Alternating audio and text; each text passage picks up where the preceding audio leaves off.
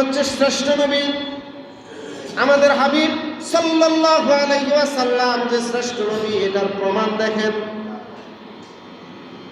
নবীজি আসছেন মক্কায়, আরবের একটা শ্রেষ্ঠ শহর, সারা পৃথিবীর মধ্যে সবচাইতে পবিত্র এবং বরকতময় শহরের নাম হচ্ছে মক্কা শহর। আল্লাহ পাক কোরআনুল কারীমের মধ্যে এই ব্যাপারে বলেন, ইন্না আউওয়ালা বাইতুন উদিয়া লিন-নাসি লাল্লাযী বিবাক্কাতিন মুবারাকা। ও বান্দারা শোনো, নিশ্চয়ই মক্কা শহর হচ্ছে বরকতের শহর। কন্যা সুবহানাল্লাহ। মক্কা হচ্ছে রহমতের শহর। আমি এই শহরে আমার ঘর খানায়ে কাবাকে আমি তৈরি করেছি, এটা আমার ঘর। এখানে এই শহরটাকে আমি বরকতপূর্ণ করেছি, কারণ এই শহরের মধ্যে আমার হাবিব, আমার বন্ধু মুহাম্মদুর রাসূলুল্লাহ সাল্লাল্লাহু আলাইহি ওয়াসাল্লামকে পাঠাবো। সুবহানাল্লাহ। নবীজি আসবেন বলেই খানায়ে কাবা মক্কা।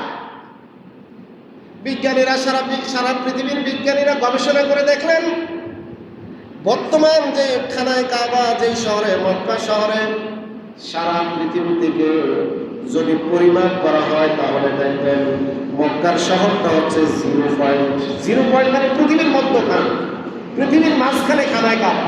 খানায়ে কাবা থেকে আপনি পূর্ব দিগন্তে এইদিকে যদি আসেন, আমাদের বাংলাদেশের শেষ সীমানা যতটুকু হবে, ঠিক এই দিক থেকে যদি আপনি পশ্চিম দিকে যান আমেরিকা পর্যন্ত, ঠিক এক সমান হবে। অর্থাৎ এটা 0 পয়েন্ট। এটা হচ্ছে পৃথিবীর সবচেয়ে, পৃথিবীর নাভি, পৃথিবীর গুরুত্বপূর্ণ জায়গা। আল্লাহ পাক নবীজিকে সবার আগে তৈরি করে সবার শেষে পাঠাবেন, এই পরিকল্পনাটা আল্লাহর কাছে ছিল। মুসা আলাইহিস সালামকে আল্লাহ পাক মিশরে পাঠাইছেন, এক এক নবীকে এক এক জায়গায় পাঠাইছেন, কিন্তু মক্কা শহরে কোনো নবী আসেনি। কন্যা সুবহানাল্লাহ। অথচ মক্কা শহরে কার ঘর? এইটা আজকে আর কালকের ঘর? কয় পৃথিবী সৃষ্টিরও 40 বছর আগে, পৃথিবী তখনও তৈরি হয় নাই, পৃথিবীটা তখনও সাগর। কয় এই সময়ে আল্লাহ পাক তার খানায়ে কাবাকে বর্তমান এই 0 পয়েন্ট মক্কা শহরে তৈরি করেছেন। কন্যা সুবহানাল্লাহ। তখন কি নবীজি আসছেননি? কথা কয় না, আসছেননি। নবীজি আসছেন কবে? নবীজি আসছেন সকল নবীর শেষে, এমনকি ঈসা আলাইহিস সালামের জন্মের 570 বছর পরে, প্রায় 600 বছর। ঈসা আলাইহিস সালামের পরে 600 বছর পরে আসছেন আমাদের নবী। অথচ খানায়ে কাবা তৈরি হয়েছে আরো হাজার হাজার কোটি কোটি বছর আগে। ঠিক কি না? আল্লাহ পাকের কি মহা পরিকল্পনা। আউয়ালু খালাকতু লিনুরিহি। আল্লাহ হাদিসে কুদসিতে আসছে, আল্লাহ পাক বলতেছেন, আমি সর্বপ্রথম আমার নবীর নূরকে তৈরি করেছি। পৃথিবীর প্রথম যেই এই প্রাণ বা পৃথিবীর প্রথম পরিকল্পনা আল্লাহ পাক যাকে তৈরি করেছেন তিনি আর কেউ নন, পৃথিবীর প্রথম মানুষ আমাদের নবী মুহাম্মদুর রাসূলুল্লাহ। যদিও পৃথিবীতে আসছেন সবার পরে। আল্লাহ পাক বলেন, আমি প্রথম আমার নবীর নূরকে তৈরি করেছিলাম, এই নবীর নূর থেকে আমি আদমকে রূহ দিয়েছি। সুবহানাল্লাহ। পৃথিবীতে যদিও আদম আগে আসছে, কিন্তু আদমেরও আগে আমার নবী, আমার হাবিব মুহাম্মদুর রাসূলুল্লাহ সাল্লাল্লাহু আলাইহি ওয়াসাল্লাম, যেদিন আদম আলাইহিস সালাম রূহ পাইলেন, চক্ষুটা খুলে উপরের দিকে তাকায়া দেখেন আরশে আজিমের মধ্যে লেখা আছে, লা ইলাহা ইল্লাল্লাহু মুহাম্মাদুর রাসূলুল্লাহ সাল্লাল্লাহু। আদম আলাইহিস সালামের প্রশ্ন ছিল, আল্লাহ আদম রূপে তুমি আমারে প্রথমে বানাইয়া তোমার সাথে কাহার নাম গো রাখিলা লিখিয়া? আসমান থেকে উত্তর আসলো, বন্ধু আমার মুহাম্মদ রে, আমার সাথে জড়িত যাহার সৃষ্টি না হইলে আসমান জমিন না হইত। কন্যা সুবহানাল্লাহ। আল্লাহ উত্তর দিয়ে দিয়েছেন, নবীকে তৈরি না করলে, যেই নামটা দেখতেছ মুহাম্মদ রাসূলুল্লাহ, আমার নামের শেষে, এই মুহাম্মদ যদি আমি তৈরি না করতাম তাহলে তুমি কেন এই পৃথিবী আসমান জমিন আমি কিছুই তৈরি করতাম না। কন্যা সুবহানাল্লাহ।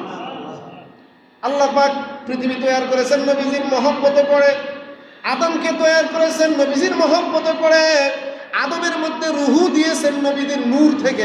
সুবহানাল্লাহ। এটাই হচ্ছে সেই নবীজি। আমাদের নবীজি দেখেন, আমাদের নবীজি কেমন নবী, যে নবী হচ্ছে নবীদেরও নবী। মেরাজের রজনীতে আপনার বাইতুল মুকাদ্দাসে নিয়ে আমার নবীজিকে ইমামতির মাধ্যমে সেখানে 2 রাকাত নামাজ পড়ানো হয়েছিল। সেই নবীদের রূহ বাইতুল মুকাদ্দাসে যেই নামাজটা হয়েছিল, ওই নামাজের ইমাম ছিলেন আর কেউ নন, আমাদের নবীজি মুহাম্মদুর রাসূলুল্লাহ। এজন্য নবীজির নাম হচ্ছে সাইয়্যিদুল মুরসালিন, মানে রাসূলদেরও রাসূল, নবীদেরও নবী, নেতা, রাসূলদের নেতা। তাহলে নবীর, আমার নবীজির মর্যাদা, আমার নবীজির সম্মান কোন পর্যায়ে দেখেন। নবীজি আছেন আজানে, কতক্ষণ আজানের মধ্যে নবীজি আছেন না নাই? লা ইলাহা ইল্লাল্লাহু মুহাম্মাদুর রাসূলুল্লাহ, আশহাদু আল্লা ইলাহা ইল্লাল্লাহু মুহাম্মাদুর রাসূলুল্লাহ। আজান আছে না নাই? নবীজি আছে একামতে। আজান ছাড়া যেরকম নামাজ হয় না, আকামত ছাড়াও জামাত হয় না। জামাতের মধ্যে, আকামতের মধ্যে একটা শব্দ আছে, আশহাদু আল্লা ইলাহা ইল্লাল্লাহু মুহাম্মাদুর রাসূলুল্লাহ। কথা কন। এখন কোন ইমাম সাহেব, কোন মুয়াজ্জিন সাহেব যদি এই শব্দটা বাদ দিয়ে আজান দেয়, আশহাদু আল্লা ইলাহা ইল্লাল্লাহ মুহাম্মাদুর রাসূলুল্লাহ, কেউ যদি এই শব্দটা বাদ দিয়ে আজান দেয় বা আকামত দেয়, আজান হবে? কথা কয় না। আকামত হবে? ওই লোকটার নামাজ হবে? নবীজি আছে নামাজে। আচ্ছা, আমরা কি পড়ি? আত্তাহিয়াত পড়ি না? আসসালামু আলাইকা, আত্তাহিয়াতের মধ্যে আছে না নাই? ইয়া আইয়ুহান নাবিয়্যু, আমি বলতেছি ও রাসূল, আমি আপনাকে সালাম দিচ্ছি। আমার নাম নবীজি নামাজের মধ্যে আছে। নবীজি আছে জানাজায়, নবীজি আছে কবরে, নবীজি আছে হাসরে, অনেক জায়গায় আছে। নবীজি কবরের মধ্যে আছে। আমরা কি বলি লাশ রাখানোর সময়? বিসমিল্লাহি ওয়া আলা মিল্লাতি রাসূলুল্লাহ। কেমন সম্মান আল্লাহ পাক দিয়েছেন দেখেন। নবীজির সম্মান কোন জায়গায়? নবীজিরে আজানে রাখছে, নবীজিরে একামতে রাখছে, নবীজিরে নামাজের মধ্যে রাখছে। নবীজি জন্মের সময় আছে, নবীজি আবার তোমার মৃত্যুর সময় আছে। জন্মের সময় একটা বাচ্চা যখন পৃথিবীতে নতুন আসে, তার সুন্নত হচ্ছে তার কানের মধ্যে গিয়ে আজান দেওয়া। সেখানেও আমরা পড়ি আশহাদু আল্লা ইল্লাল্লাহু মুহাম্মাদুর রাসূলুল্লাহ। দেখেন, জন্মের সময় নবী, বিয়ের সময় নবী, মৃত্যুর সময় নবী, আপনার নামাজে নবী। আপনার নবীজি নাই কোথায়? এই সম্মান দিয়েছেন তিনি কে? এজন্য আল্লাহ পাক বলছেন, নবী হে, আমি আপনাকে কেমন মহব্বত করে দেখেন। ওয়ামা আরসালনাকা ইল্লা রাহমাতাল লিল আলামিন। নবীজি, এই পৃথিবী থাকতো না, পৃথিবী মানুষ বসবাস করতে পারতো না, এই পৃথিবী অনুর্বর থাকতো, এই পৃথিবীতে কিছু জন্মাইতো না। শুধুমাত্র জন্মিয়েছে একটা কারণে, কারণ আমি আপনাকে মহব্বত করি। আপনি পৃথিবীর রহমত, আপনাকে আমি পৃথিবীতে পাঠিয়েছি যাতে পৃথিবীটা ভালো থাকে। কন্যা সুবহানাল্লাহ। পৃথিবীর রহমত নবীজি। নবীজি শ্রেষ্ঠ নবী। আমি বলছিলাম, নবীজি যেই শহরে আসছে ওই শহরটা শ্রেষ্ঠ শহর, ওই শহরটা বরকতের শহর। নবীজি যেই বংশে জন্মগ্রহণ করছে, পৃথিবীর শ্রেষ্ঠ বংশের নাম হচ্ছে কুরাইশ বংশ। কন্যা সুবহানাল্লাহ। আমাদের দেশে শ্রেষ্ঠ বংশ কোনটা মনে করি? পাটোয়ারি বংশ, ভুইয়া বংশ, ঠিক কিনা? এরকম তো মনে করি ভুইয়া বংশ, পাটোয়ারি বংশ, চৌধুরী বংশ, তারপরে ব্যাপারী বংশ, এরা একটা ভালো বংশ আমরা মনে করি। ঠিক বংশ কৌলিন্যের ক্ষেত্রে যদি আপনি আমার নবীজিকে দেখেন, সৌদি আরবে গিয়ে দেখবেন তাদের যে বংশগুলো মানে প্রচলিত, আমাদের দেশে যেমন পাটোয়ারি, ভুইয়া, তারপরে অন্যান্য গ্রুপ, ওই দেশের যে বংশগুলো যেমন হাশিমি, কুরাইশ, তারপরে উমাইয়া, এইরকম যত বংশ ওখানে আছে, ওই তৎকালীন সময়ে ওই বংশদের মধ্যে শ্রেষ্ঠ বংশের নাম ছিল কুরাইশ বংশ। কন্যা সুবহানাল্লাহ। কুরাইশ বংশ সেরা বংশ, উচ্চ তাহার মান, তাহার মাঝেও সেরা আবার হাশিমি খানদান। সে খানদানে জন্ম নিলেন মুহাম্মদ রাসূল। কেউ না আছে বংশগুলো তাহার সমতুল। বা আল্লাহর নবীর বংশের সমান পৃথিবীর আর কোনো বংশই নাই। কন্যা সুবহানাল্লাহ। ইন্না আকরামাকুম ইনদাল্লাহি আতকাকুম, আল্লাহ বলছেন শোনো, তোমাদের মধ্যে শ্রেষ্ঠ বংশ ওই বংশ যার যে বংশের মধ্যে আল্লাহওয়ালা মানুষ বেশি, যে বংশে আল্লাহওয়ালা মানুষ বেশি, আল্লাহর ভয় যে বংশের মধ্যে বেশি। পৃথিবীর গবেষণায় দেখা গেল যে যেই সময় নবীজি আসছেন মক্কায়, ওই সময় মক্কার মানুষগুলো সব ছিল বদমাইশ, অন্ধকারে নিমজ্জিত, জাহিলিয়াতের মধ্যে তারা নিপতিত, তারা মূর্তি পূজা করত, তারা বিভিন্ন রকমের কুসংস্কারের মধ্যে নিজেদেরকে লিপ্ত রাখত। শুধু একটা বংশ ছিল যারা কখনোই পূজা করত না, সবাই পূজা করত, কিন্তু একটা বংশ পূজা করত না, কিন্তু তারা খানায় কাবাকে রক্ষণাবেক্ষণ করত। সেই বংশটা হচ্ছে কুরাইশ বংশ। খানায় কাবা আল্লাহর ঘর, এটা আজকের আল্লাহর ঘর না, এটা পৃথিবীর সৃষ্টির আগেও আল্লাহর ঘর। কন্যা সুবহানাল্লাহ। নবীজি আসার আগেও এই ঘরটা কার ঘর ছিল? আর কথা কয় না, মনে হয় আরেকজনের ঘরে, এখন আল্লাহর ঘর হয়েছে। খানায় কাবা আজকে যেরকম কাবা, নবীজি আসার আগেও এটার নামই কাবা ছিল। কন্যা সুবহানাল্লাহ। যদিও 360টা মূর্তি তারা খানায় কাবায় ঢুকেছে, কিন্তু তখনও খানায় কাবাই ছিল। মানুষ তখনও খানায় কাবাকে সম্মান করত, হজ করতে আসতো। দেখেন এটার প্রমাণ কি? তখনও যে খানায় কাবার সম্মান অনেক বেশি ছিল, এবং মানুষ তখন, আমরা যখন এখন হজ করতে যাই, উমরা করতে যাই, তখনও মানুষ হজ করতে যাইতো, যদিও ইসলাম আসেনি, নবীজি আসেনি। খানায় কাবার সম্মান তখনও যে বেশি ছিল, এটা দেখেন পৃথিবীর বিভিন্ন প্রান্ত থেকে খানায় কাবাতে মানুষ আসতো, খানায় কাবাকে সম্মান করতো, আল্লাহর ঘর মনে করে। এই অবস্থাটা যখন আব্রাহা বাদশাহ দেখলো, বাদশাহ আব্রাহা ইয়েমেনের অধিপতি, সে দেখলো ইয়েমেনের লোকজন সবাই খানায় কাবায় চলে যাচ্ছে। নবীজি কিন্তু তখন আসে নাই, নবীজি জন্মেরও 50 দিন আগের ঘটনা। আমি এই যে কথাটা এখন বলছি, আল্লাহ পাক কোরআনুল কারীমে ওই ঘটনাটা তুলে ধরছেন স্পষ্ট ভাষায়। আমরা সবাই একসাথে পড়ি ওই ঘটনাটা। বিসমিল্লাহির রাহমানির রাহিম। আলাম তারা কাইফা ফাআলা রাব্বুকা বিআসহাবিল ফিল আলাম ইয়াজআল কাইদাহুম ফি তাদলিল ওয়া আরসালা আলাইহিম তৈরন আবাবিল। আরো আছে বলবো। তো এই ঘটনাটা নবীজি জন্মের 50 দিন আগে। দেখেন আব্রাহা বাদশাহ দেখলো তার এই দেশের লোক সবাই কাবা শরীফে চলে যায়। এখন উনি চিন্তা করলো আমার দেশ তো উন্নত, কারণ তৎকালীন সময়ে 2টা রাষ্ট্র সবচেয়ে বেশি উন্নত ছিল। আজকের ইতালি, তখনকার সময় নাম ছিল রোম, রোমান সম্রাট। আজকের যে ইরান, এই ইরান তখনকার সময় ছিল আমেরিকার মতো শক্তিশালী, নাম ছিল পারস্য। এই 2টা রাষ্ট্র, এখন যেরকম রাশিয়া এবং আমেরিকা শক্তিশালী, তখনকার সময় 2টা রাষ্ট্র ছিল শক্তিশালী। একটা ছিল রোম মানে ইতালি, আর একটা ছিল ইরান মানে পারস্য। এই রোম বা ইতালির আন্ডারে ছিল এই ইয়েমেন শহরটা।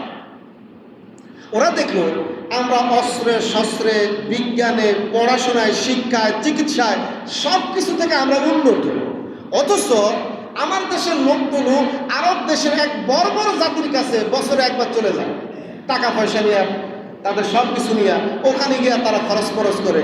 আরব দেশের নিজস্ব কোনো ইনকাম নাই। দেখেন এখনো কিন্তু ওইটা মরুভূমি, ওদের ইনকাম আল্লাহ পাক এখন দিয়ে দিয়েছে, হয়তো নিচের থেকে তেল উঠায় আর স্বর্ণ। কিন্তু আরব দেশের তখনকার সময় এরকম তেল, গ্যাস এবং স্বর্ণ কিছু ছিল না। এটা আবিষ্কার হয়েছে রিসেন্ট, গত মনে হয় 1920-এর আগে দিয়ে, বেশি না, 100 বছরের কাছাকাছি। আরব এখন উন্নত, আরব এত উন্নত শহর ছিল না, এত উন্নত রাষ্ট্র ছিল না, কারণ তখন তারা এগুলো আবিষ্কারও করতে পারে নাই। এই তেল, গ্যাস এত কিছু ছিল তারা জানে না। তখন আরবদের একটাই ইনকামের জায়গা ছিল, সেটা কি বছরে মানুষ একবার আল্লাহর ঘরে আসবে, এখানে এসে তারা থাকবে, থাকাতে যে খাওয়া খরচ, হোটেল খরচ, যে খরচগুলি হইতো, এই জায়গায় তখন তারা ব্যবসা করতো। আরব দেশের লোকেরা ব্যবসা করে যে টাকাটা থাকতো, এইটাই তারা সারা বছর চলবে। ইয়েমেনের বাচ্চা দেখলো যে আমার দেশের সম্পদগুলো প্রত্যেক বছর ওই আরব বর্বর জাতিদের কাছে নিয়ে এরা দিয়ে আসে। এটা মেনে নেওয়া যায় না। আমরা শিক্ষায় উন্নত, চিকিৎসায় উন্নত, সব দিক থেকে উন্নত, তাহলে আমরা কেন একটা অনুন্নত দেশের কাছে যাব, সেখানে কেন টাকা দিব? হিংসা তৈরি। সে যে কথাই কাজ চিন্তা করলো না, মানুষদেরকে খানায় কাবায় পাঠানো যাবে না, সৌদি আরবে মক্কা শহরে পাঠানো যাবে না, এই জন্য সে নিজে তার শহরে একটা নতুন করে আল্লাহর ঘর, মানে একটা নতুন নাম দিয়ে আর একটা কাবা তৈরি করলো। নাউজুবিল্লাহ, আর একটা কি তৈরি করছে? কাবা তৈরি করছে। আল্লাহর ঘরের মতোই তো আরেকটা ঘর তৈরি করে সবাই বলছে, এই আগামী বছর থেকে আমার দেশ থেকে কেউ হজ করতে যেতে পারবা না, সবাই হজ করবা আমার এই দেশে, আমার খানায় কাবার মধ্যে। কথা বুঝতে কত বড় বদমাইশ, আল্লাহর সাথে সরাসরি বিরোধিতা। তো যত খারাপই মানুষ হোক, এদের মধ্যে দুই একজন ভালো আছে না নাই? ভালো কয়জন চিন্তা করলো এটা কয় কি? বাদশার সাথে সরাসরি বাদানুবাদে গেলে, বিরোধিতা করলে রাষ্ট্রদ্রোহিত হবে, ফাঁসি টাসি হইতে পারে। এই জন্য এরা কি করছে, রাত্রেবেলায় গিয়া সবার অগোচরে যেই খানায় কাবা, তার যে কাবা, ওই কাবার মধ্যে পায়খানা প্রস্রাব করে দিচ্ছে। কার? বাদশাহ, এই ইয়েমেনের বাদশাহ আব্রাহা বাদশাহ, যে নতুন কাবা তৈরি করছে।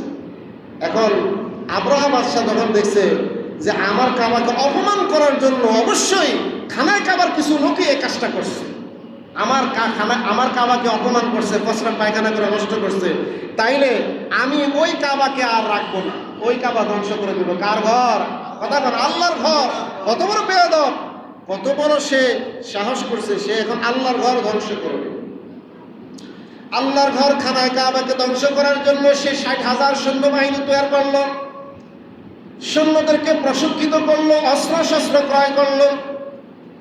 কিতাবের মধ্যে আসছে প্রায় 60,000 তার অশ্ব ছিল, হাতি ছিল, হস্তি বাহিনী। এই বাহিনীটির নাম কোরআন শরীফের মধ্যে আসছে ফিল। এই একটা সূরার নামই সূরা ফিল। আপনার পড়ছেন আলামতারা, আলামতারার নাম কি? সূরা ফিল। ফিল মানে হাতির সূরা। এই সূরাটা নাজিল হয়েছে এই বেয়াদব আব্রাহা বাদশার শাস্তির ব্যাপারে। আল্লাহ পাক পৃথিবীর কাছে তুলে ধরেছেন, দেখেন যেই শহরে আমার নবী আসবে, যেই শহরে আমার ঘর, ওই শহরকে পবিত্র রাখা আমি আল্লাহ পাকের দায়িত্ব। আমি আমার নবীজির মুজিজা হিসেবে নবীজির জন্মের আগে আমি দেখাই দিয়েছি এই শহর কোনো সাধারণ শহর না, এটা আমার হাবিব মুহাম্মদুর রাসূলুল্লাহ সাল্লাল্লাহু আলাইহি সাল্লামের শহর। কন্যা সুবহানাল্লাহ। 60,000 সৈন্য নিয়ে সে রওনা করলো খানায় কাবা ধ্বংস করার জন্য। লম্বা ঘটনার সময় অল্প, এত লম্বা কথা বলা যাবে না। সে যখন চলে আসছে খানায় কাবার কাছাকাছি, আপনারা যারা হজে যাইবেন তারা একটু গিয়ে ওই জায়গাটা দেখে আসবেন। সেটা হচ্ছে মুজদালেফা থেকে যখন মিনায় যাই আমরা, কথা বলছেন, প্রথম তো আরাফা, তারপরে মুজদালেফা। মুজদালেফা থেকে আমরা যাই কোথায়? মিনায়, যেখানে অর্থাৎ ইসমাইল আলাইহিস সালামকে জবাই করা হয়েছিল, যেখানে হাজিরা কোরবানি করে। এই দুইটার মাঝখানে পাশে একটা পাহাড় আছে, এই পাহাড়টার নাম ওয়াদিয়ে মুহাসসার। আমি আবার বলছি, পাহাড়টা দেখে আসবেন, মনে রাখবেন। এবং এখানে এখনো আল্লাহ নবীজির সুন্নত হচ্ছে মানুষজন এখানে দাঁড়ায় না, এখানে হাঁটলে দৌড়াইতে হবে, আর যদি গাড়িতে তাহলে গাড়ির স্পিড এখানে বাড়াইতে হবে। এটা গজবের জায়গা, আল্লাহ পাক এখানেই গজব দিয়ে ধ্বংস করেছিলেন আপনাকে। ওয়াদিয়ে মুহাসসার, এই ওয়াদিয়ে মুহাসসার পর্যন্ত যখন আব্রাহা তার 60,000 সৈন্যবাহিনী নিয়ে আসছে, খানায় কাবায় যাইতে আর 3 কিলোমিটার, মোটামুটি 3 থেকে 4 কিলোমিটার, কারণ মিনা থেকে খানায় কাবার দূরত্ব 5 কিলোমিটার বা 4.5 কিলোমিটার, এত কাছাকাছি চলে আসছে। আসার পরে এখন তার যে সৈন্যের যে হাতিগুলো, এই হাতিগুলো আর সামনে হাঁটতেছে না, হাতিগুলো এখানে এসে বসে পড়ছে। আর হাতিকে যতই তার চাবুক দেওয়া হয়, যতই তাকে উঠানো হয়, যতভাবে চেষ্টা করা হয়, হাতি আর সামনে হাঁটে না। আব্রাহা খুব বিরক্ত হয়ে বলতেছে, হাতি তুর্কি হইলে তুর্কি খাওয়াইতে কম খাওয়াইছি না ট্রেনিং কম দেওয়াইছি, যুদ্ধের ময়দানে এসে বসে পড়তেছ। কিতাবের মধ্যে আসছে আব্রাহা যখন হাতির মুখটাকে তার দেশের দিকে ফিরায় দেয়, তা হাতি দৌড়ানো শুরু করে। আর যখনই সেই হাতির মুখকে কাবার দিকে ফেরানো হয়, তখন আর হাঁটে না, তখন হাতি বসে পড়ে। এই ব্যবস্থাপনা করেছেন তিনি কে? হাতি তৈরি করেছেন তিনি কে? আব্রাহা বুঝবে কোত্থেকে? আল্লাহর নির্দেশ, হাতি আর এক পাও সামনে দেওয়া যাবে না। তুমি যেমন আমার সৃষ্টি, সামনে আমার ঘর। কন্যা সুবহানাল্লাহ। সময় অল্প, সংক্ষেপে একটা কথা বলতে হয়। একটা নবীজির দাদার, তিনি যে নবীজির দাদা হবেন, দেখেন তখনকার প্রমাণ। নবীজির দাদার কাছে এবার চিঠি লিখছে আব্রাহা যে, আব্দুল মুত্তালিব, তুমি তো খানায় কাবার রক্ষণাবেক্ষণ করতেছ, আমরা আসছি খানায় কাবাকে আক্রমণ করার জন্য। যদি তুমি আমাদের সাথে মোকাবেলা করতে চাও, তাহলে তুমি দিন তারিখ ডেট ঠিক করিয়া দাও, আমরা আসি। আমার নবীজি দেখেন, নবীজির দাদা যান কি লিখছেন জানেন? উত্তরে লিখছেন যে আব্রাহা, এই ঘরটা আমার না, আমিও তৈরি করি না, এই ঘরটা কার? কথা বলেন কার? আমি জাস্ট একজন খাদেম, এই ঘরের আমি খেদমত করতেছি। তুমি যদি এই ঘরকে আক্রমণ করতে এসে থাকো তুমি করো, আমার কোনো আপত্তি নাই। শুধু আমি তোমার প্রতি একটা অনুরোধ, এই এলাকার শেখ, এই এলাকার দায়িত্ব রাখবার আমি, এই এলাকার এই কুরাইশ বংশের লোকেরা, উমাইয়া বংশের লোকেরা আমাকে নেতৃত্ব হিসেবে নেতা মানে, সুতরাং আমার দায়িত্ব হচ্ছে এদেরকে আমি রক্ষা করা। আমি তোমার প্রতি অনুরোধ, আমার দেশের একটা নারী পুরুষ শিশু একটা জনগণের উপরে যেন তোমার একটা আসর না পড়ে, অর্থাৎ একটা আক্রমণ না হয়, এটাই অনুরোধ। আমরা তোমাকে বাধাও দিব না, কিচ্ছু করবো না, তোমার কাজ তুমি করতে আসছো, করে যাও। আব্রাহা উত্তর ভাইয়া কি বলছে জানেন? আব্রাহা বলছে, দেখ নাদাম কত, যেই কাবা শরীফ দিয়া ব্যবসা করিয়া আজীবন খায় আসছে, সারা বছর খায়, হজের নামে টাকা ইনকাম করে, অথচ সেই কাবা আমি ধ্বংস করতে আসছি। সে উত্তর দিছে তার কোনো দায়িত্ব নাই। দায়িত্ব বললেন আল্লাহ, উপরের থেকে নাকি এটাকে হেফাজত করবে। যে হেসে সিটিটাকে ছিঁড়ে কয়েক টুকরা করে ফেলে দিয়েছে। আল্লাহ পাক সাথে সাথে বলছেন গজব এখনই আসবে। কিতাবের মধ্যে আসছে, আল্লাহ পাক কোরআনে কারীমের মধ্যে বলছেন, নবীজি আপনি তখনও ছিলেন না পৃথিবীতে, আপনার সম্মানে, খানায় কাবার সম্মানে আমি খানায় কাবাকে কিভাবে রক্ষা করেছি আপনি সাহাবায়ে কেরামদেরকে বলে দেন, পৃথিবীর মানুষদেরকে বলে দেন। মক্কার মর্যাদা কি, আপনার মর্যাদা কি? আলাম তারা কাইফা ফাআলা রাব্বুকা বিআসহাবিল ফিল, আপনি কি দেখেন নাই আপনার প্রভু হাতিওয়ালা ওই সৈন্যদের সাথে কি ব্যবহারটা করেছিল যখনই তারা খানায় কাবা আক্রমণের জন্য গিয়েছিলেন? আমি আল্লাহ পাক আমার একটা ছোট্ট বাহিনী, একটা ছোট্ট পাখিকে আমি আদেশ দিলাম, ও পাখি তোমার চঞ্চুর মধ্যে একটা ছোট্ট পাথর, দুইটা পায়ের মধ্যে দুইটা পাথর, এই তিনটা পাথর নিয়ে যাও, আসমান থেকে উপর থেকে নিক্ষেপ করো। আমি আল্লাহ পাক এই পাথরের মাধ্যমে আমার শত্রুদেরকে ধূলিসাৎ করে দেব। কন্যা সুবহানাল্লাহ। আলাম ইয়াজআল কাইদাহুম ফি তাদলিল ওয়া আরসালা আলাইহিম তায়রান আবাবিল। আল্লাহ পাক বলেন আমি আবাবিল পাখিকে পাঠিয়েছিলাম, তারমিহিম বিহিজারাতিন মিন সিজ্জিল, পাখিগুলো ছোট্ট ছোট্ট তিনটা পাথর উপর থেকে নিক্ষেপ করেছিল। আমি আল্লাহ পাক ওই পাথরগুলো এক একটা সৈন্যর মাথা দিয়ে যখন মাথায় পড়ছে, কিতাবে আসছে ওই পাথরটা গুলির থেকেও এত বেশি শক্তিশালী ছিল, মাথা দিয়ে ঢুকেছে, পাছা দিয়ে বের হয়ে গেছে। কন্যা সুবহানাল্লাহ।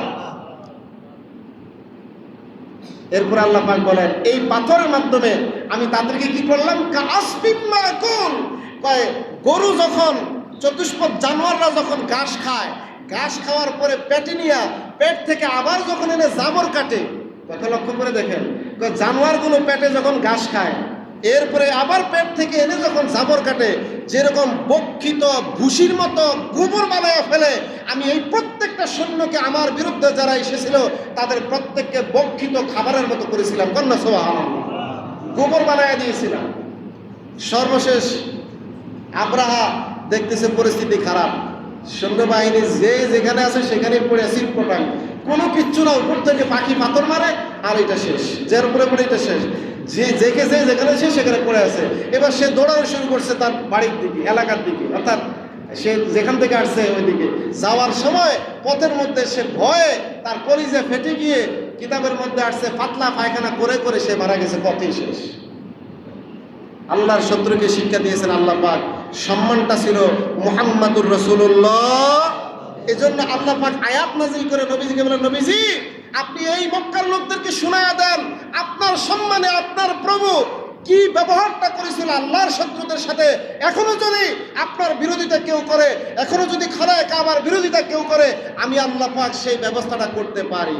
কতক্ষণ পারেন কিনা? পারেন। সুতরাং আমার নবীর সম্মান এমন পর্যায়ে, নবীজির সম্মানে খানায় কাবার মর্যাদা, নবীজির সম্মানে আজকের যে কিতাব কোরআনুল কারীম কালামুল্লাহর মর্যাদা, নবীজির সম্মানে এই পৃথিবী আমি আপনি যা আছেন সব কিছু তৈরি হয়েছে আমার নবীজির কারণে, ঠিক কিনা? সুতরাং নবীজির আগমনের মাস আগামী মাস, আগামীকালকে থেকে শুরু হবে রবিউল আউয়াল মাস। আমরা চেষ্টা করব রবিউল আউয়াল মাসে খুব বেশি বেশি করে একটু নবীজির উপরে দুরূদ শরীফ পড়ব, নবীজির জীবনীটা পড়ব, নবীজির চরিত্র অনুযায়ী আমাদের জীবনকে গঠন করার আমরা চেষ্টা করব। রাজি আছি তো ইনশাআল্লাহ? অন্তত নবীজির সুন্নত আমরা একটু মানার চেষ্টা করব। নবীজির যে সুন্নতগুলির কথা বলি, 1 নম্বর সুন্নত হচ্ছে যেটা আমরা এখানে মানি না, নামাজ 2 রাকাতের পরে আমরা চলে যাই, শেষে 4 রাকাত বাদ আর জুমা সুন্নত পড়ি না। অন্তত এই অনুরোধ, আগামী মাসে নবীজির জন্ম, আমার ঈদ মিলাদুন নবী, নবীর জন্মের কারণে অন্তত আগামী আজকে থেকে আমরা শুদ্ধ হয়ে যাই, নবীজির সুন্নতগুলি যেন আমরা সঠিকভাবে পালন করি, নবীজির মহব্বত দিলের মধ্যে তৈরি করি এবং নবীজির উপরে বেশি বেশি দুরূদ শরীফ পড়ি। তাহলে আমাকে আপনাকে নবীজি কিয়ামতে হাশরের ময়দানে সুপারিশ করবেন এবং নবীজির সঙ্গী হয়ে আমরা জান্নাতে যেতে পারবো। আল্লাহ কবুল করুন, আমিন সুম্মা আমিন। ওয়া আখির দাওয়ানা আলহামদুলিল্লাহি রাব্বিল আলামিন। যারা